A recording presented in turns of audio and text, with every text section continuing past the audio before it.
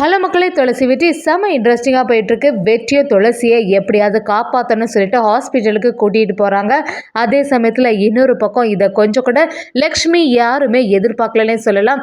துளசியை பார்த்தோன்னே அப்படி கதறி அழ ஆரம்பிக்கிறாங்க. ஒரு கட்டத்தில் நம்ம வெற்றிக்கும் மீனாட்சி தான் எல்லாத்துக்கும் காரணம்னு சொல்லிட்டு தெரிய வருது. வீடியோக்குள்ளே போகிறதுக்கு முன்னாடி நம்ம சேனலுக்கு சப்ஸ்கிரைப் பண்ணுங்க, அப்படியே பக்கத்தில் இருக்க பெல் ஐக்கானும் கிளிக் பண்ணிடுங்க. அப்போ தான் நான் போடுற வீடியோலாம் உங்களுக்கு நோட்டிஃபிகேஷனாக வரும். நம்ம வெற்றியும் எல்லாத்துக்குமே காரணம் அந்த ஆள் தான். அவங்கள சும்மாவே விடக்கூடாது, எப்படியாவது இவங்களை பற்றி ஸ்டேஷனில் போய் கம்ப்ளைண்ட் பண்ணிட வேண்டியதான் அப்படின்னு சொல்லிட்டு வெற்றியை துளசியை சேர்ந்த மாதிரி காரில் போலீஸ் ஸ்டேஷனுக்கு போகிறாங்க. அதே சமயத்தில் மீனாட்சிக்கு தெரிய வருது. அவங்க அண்ணன் மீனாட்சி கிட்ட வந்து என்னோட ஃபோட்டோ வரைக்கும் அவங்க ஃபோனில் இருக்குமா, கண்டிப்பாக கூடிய சீக்கிரத்தில் ஒன்றையும் கண்டுபிடிச்சிருவாங்க, அதனால் நீ கொஞ்சம் உஷாராக இருன்னு சொன்ன உடனே மீனாட்சி அவங்க அண்ணங்கிட்ட இனிமேல் இந்த ஊர் பக்கமே நீ வராதன்னா, அது மட்டும் இல்லாமல் நம்பர் எல்லாத்தையும் மாற்றிடு, நான் சொல்லும் போது மட்டும் கூப்பிட்டா போதும் அப்படின்னு சொல்லிட்டு மீனாட்சி அவங்க அண்ணனுக்கு ஒரு ஐடியா கொடுக்குறாங்க. மீனாட்சி இந்த குடும்பத்தில் உள்ளவங்களோட அழிவை பார்க்காம நான் எப்படியும் மாட்டிடக்கூடாதுன்னா அதுக்கேற்றவாறு நீ நடந்துக்கோன்னு சொல்லி விடுறாங்க.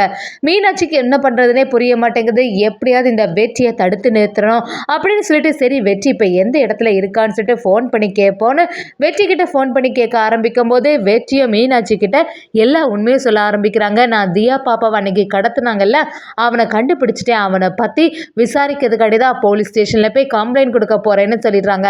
மீனாட்சி ஒரு பக்கம் பதட்டம் ஆனாலும் வெற்றிக்கிட்ட அதை காட்டாமல், ஆமாம் அவனை சும்மாவே விடாதுங்க, எப்படியாவது அவனை கண்டுபிடிக்கணும், நம்ம குடும்பத்தில் உள்ள ஒரு ஆளுக்கு மேலேயே கை வச்சுட்டான்ல, அவனெல்லாம் சும்மாவே விடக்கூடாதுன்னு மீனாட்சி வெற்றிக்கு ஆதரவாக பேசிகிட்டு இருக்காங்க. சரி நானும் உங்கள் கூட போலீஸ் ஸ்டேஷனுக்கு வரட்டான்னு கேட்கும்போது வெற்றியும் எதுக்கு நீ உங்களுக்கெல்லாம் சிரமம், நானே பார்த்துடலாம் அப்படின்னு சொன்ன உடனே நம்ம மீனாட்சியும் அப்படியே எங்கே இருக்கீங்க, எந்த போலீஸ் ஸ்டேஷன் போகிறீங்க அப்படின்னு விசாரிக்கும் போது வெற்றியும் எல்லா இடத்தையும் சொல்லிடுறாங்க. சொல்லி முடிச்ச பிறகு யோசிக்கிறாங்க எதுக்காக அண்ணி இப்படி கேட்டிருப்பாங்கன்னு சொல்லிட்டு வெற்றியும் சரி எதுக்கு இதெல்லாம் கேட்குறீங்கன்னு சொன்ன உடனே இல்லை சும்மா தான் தெரிஞ்சுக்கலான்னு சொல்லவும் நம்ம துளசி இது எல்லாமே கேட்டுட்டு இருக்காங்க.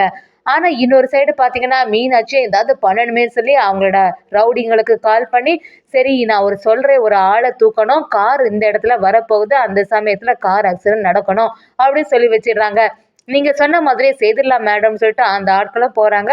ஒரு கட்டத்தில் ஒரு காருக்கு மேலே அந்த லாரியை வச்சு அப்படியே ஏற்றுனதில் நம்ம துளசி ஒரு பக்கமாக வெற்றி ஒரு பக்கமானு சொல்லிட்டு கீழே விழுந்துடுறாங்க. வெற்றி ஒரு கட்டத்தில் துளசிக்கு எந்த ஆபத்தும் வந்துடக்கூடாது அப்படின்னு சொல்லிட்டு பதறி போய் பார்க்கும்போது துளசி மயக்கத்தில் இருக்காங்க. எப்படியாவது துளசியை காப்பாற்றணுமே மேடம் மேடம் சொல்லிட்டு கதறினாலும் அவங்க காதில் விழுற மாதிரி இல்லை.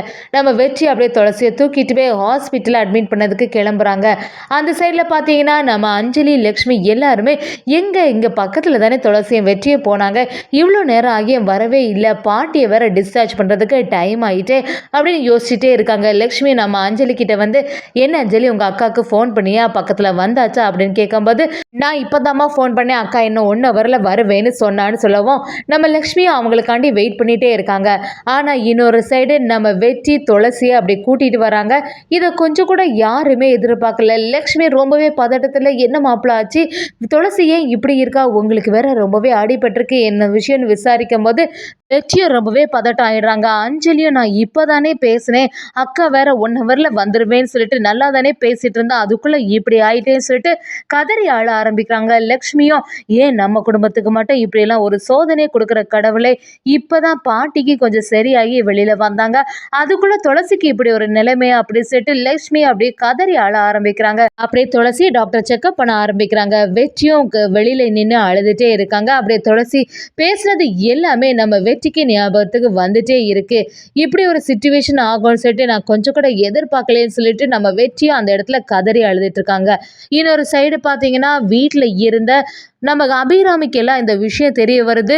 ஏதோ வெற்றிக்கு ஆக்சிடென்ட் ஆகிட்டாமே, ஏதாவது பிரச்சனையாக இருக்குமோ, வெற்றி எப்படி இருக்கானோ அப்படின்னு சொல்லிட்டு ரொம்பவே பதட்டம் ஆகிடுறாங்க. மீனாட்சியும் அந்த ரவுடிங்கள்கிட்ட ஃபோன் பண்ணி ஆரம்பிக்கிறாங்க. ஏன்னா நான் சொன்ன ஆட்களை தூக்கிட்டே அவங்க கண்டிப்பாக உயிரோட இருக்க மாட்டாங்கல்ல அப்படின்னு சொன்ன உடனே ஆமாம் மேடம், கண்டிப்பாக அவங்க உயிரோட இருக்க வாய்ப்பே இல்லை, அந்த காரு அப்படி சின்ன பின்னமாக செதறிட்டுன்னு சொல்லிட்டு சொல்லிடுறாங்க. இதை கேட்ட மீனாட்சிக்கு பயங்கரமாக சந்தோஷம் ஆகுது. நம்ம நினச்ச மாதிரியே நடந்துட்டு இனி இந்த வெற்றியோட துளசியோட சாப்டர் க்ளோஸ் அப்படின்னு நினைச்சிட்டு இருக்காங்க. அபிராமியும் ரொம்பவே பதட்டமா இருக்கும்போது சரி வெற்றிக்கு எந்த ஆபத்தும் இல்லைன்னு தெரிஞ்ச உடனே கொஞ்சம் நிம்மதியாகிறாங்க. எல்லாத்துக்கும் காரணமும் இந்த துளசி தான். அவளோட ராசினால தான் இவ்வளவு பிரச்சனையும் என்னோட பையனோட நிலைமையை இப்படி ஆக பார்த்தே அப்படின்னு சொல்லிட்டு துளசி அந்த கட்டத்துல திட்டும்போது ஈஸ்வரமூர்த்தி அபிராமி கிட்ட என்ன இப்படியெல்லாம் பேசிட்டு இருக்கா, அவளே ஒரு பெரிய ஆபத்தான சுச்சுவேஷன்ல இருந்துட்டு இருக்கா, நீ இந்த மாதிரிலாம் சொல்லாத, நம்மளோட பையன் உயிருக்கு எந்த ஆபத்தும் இல்லைல்ல, ஆனா துளசி இப்படி இருக்கிறது எனக்கு கொஞ்சம் வருத்தமா தான் இருக்குன்னு சொல்லிடுறாங்க. டாக்டரும் வெளியில வந்து கேட்கும்போது குடும்பத்தில் உள்ளவங்க எல்லாருமே என்ன துளசியோட உயிருக்கு எந்த ஆபத்தும் இல்லையே, காப்பாத்திடுவாங்கல்ல டாக்டர் அப்படின்னு கேட்கும்போது இப்போதைக்கு எதுவும் சொல்ல முடியாது, கொஞ்சம் கிரிட்டிக்கலா தான் இருக்கு, தலையில கொஞ்சம் அடிபட்டிருக்கு அப்படின்னு சொல்லும்போது நம்ம வெற்றிக்கு என்ன பண்றதுன்னே தெரிய மாட்டேங்குது. எப்படியாவது நம்ம துளசியை காப்பாற்றணும்னு சொல்லிட்டு கடவுளை வேண்டுறாங்க. நம்ம அஞ்சலி வெற்றிக்கிட்ட வந்து நான் கொஞ்சம் முன்னாடி தானே ஃபோன் பண்ணேன், அப்போ அக்கா நல்லா தானே பேசிட்டு இருந்தா, திடீர்னு எப்படி இப்படி ஆச்சு அப்படின்னு விசாரிக்கிறாங்க. அது மட்டும் இல்லாமல் நம்ம வெற்றிக்கிட்ட நீங்கள் எங்கே தான் போனீங்க, அக்காவுக்கு ஏதாவது பிரச்சனை ஆயிட்டா, என்ன விஷயம் அப்படின்னு விசாரிக்கும் போது நம்ம வெற்றி எல்லாத்தையும் யோசிச்சு பார்க்குறாங்க. நம்ம எப்போ இந்த ஆளை தேடுறதுக்கு ஆரம்பித்தோமோ அப்போவே எல்லாமே பிரச்சனையாக தான் இருக்குது. அது மட்டும் இல்லாமல் நம்ம பண்ணக்கூடிய எல்லா மூமெண்ட்டும் அந்த ஆளுக்கு தெரிஞ்சிருக்கு, அது எப்படி அப்படின்னு சொல்லிட்டு நம்ம வெற்றியை யோசிக்க ஆரம்பிக்கிறாங்க. அவருக்கும் நம்ம குடும்பத்துக்கும் என்ன சம்மதம், நம்ம குடும்பத்தில் இருந்து யாராவது ஏதாவது இன்ஃபர்மேஷன் அந்த ஆளுக்கு கொடுக்குறாங்களா அப்படின்னு சொல்லிட்டு வெற்றியை நினைக்க ஆரம்பிக்கிறாங்க. அதே சமயத்தில் மீனாட்சிக்கு இன்னொரு பக்கம் தகவல் வருது, வெற்றிக்கு உயிருக்கு ஆபத்து இல்லை அப்படின்னு சொல்லிட்டு. மீனாட்சி பயங்கரமாக டென்ஷன் இருக்காங்க. என்னடா அந்த ரவுடி பசங்க எல்லாத்தையும் கேட்கும்போது அவங்க 2 பேருமே இப்போ இருக்க வாய்ப்பே இல்லை, காரெல்லாம் பிரச்சனை ஆயிட்டுன்னு சொன்னாங்க. இப்போ என்னடானா அபிராமி அத்தை இப்படி சொல்லிட்டு போகிறாங்க, வெற்றிக்கு எந்த ஆபத்தும் இல்லை, துளசி தான் ஆபத்தான சுச்சுவேஷனில் இருக்கான்னு சொல்லிட்டு இதெல்லாம் நம்பவே முடியலன்னு சொல்லிட்டு அந்த ரவுடிங்களுக்கு திருப்பியும் ஃபோன் பண்ணி டே என்னடா பண்ணி வச்சுருக்கீங்க, நான் உங்ககிட்ட போட்டு தள்ளணும்னு சொன்ன ஆட்கள் 2 பேருமே நல்லா தாண்டா இருக்காங்க, உங்ககிட்ட ஒரு விஷயத்த சொன்னால் அதை ஒருபோதும் சரியாக பண்ண மாட்டிங்களா, இதுக்கு முன்னாடியும் ஒரு பொண்ணை கடத்தணும்னு சொல்லும் போது இதே வேலையை தான் செய்து வச்சிங்க, இப்போவும் சொதப்பிட்டீங்க, எதுக்குடா உங்களுக்கெல்லாம் நான் பணம் தந்துட்டேன் அப்படின்னு சொல்லிட்டு மீனாட்சியும் அந்த ஆட்கள்கிட்ட ரொம்பவே கோவப்படுறாங்க.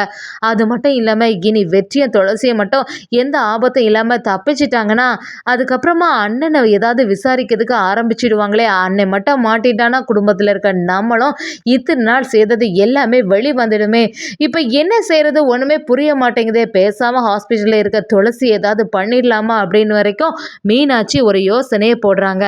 வெற்றி இது சாதாரணமாக நடந்த ஆக்சிடென்ட் மாதிரியே தெரியலை, யாரோ பிளான் பண்ணி பண்ணது மாதிரி தான் இருக்குது, கண்டிப்பாக இதுக்கு பின்னாடி ஏதோ ஒரு சூழ்ச்சி ஒளிஞ்சிருக்கு, என்னவா இருக்கும் அப்படின்னு யோசிச்சுட்டே இருக்கும்போது நம்ம காரில் இருக்கும்போது தேவையில்லாமல் அண்ணி தான் கால் பண்ணி எந்த இடத்துல போயிட்டுருக்கா அப்படின்னு வேற கேட்டாங்க.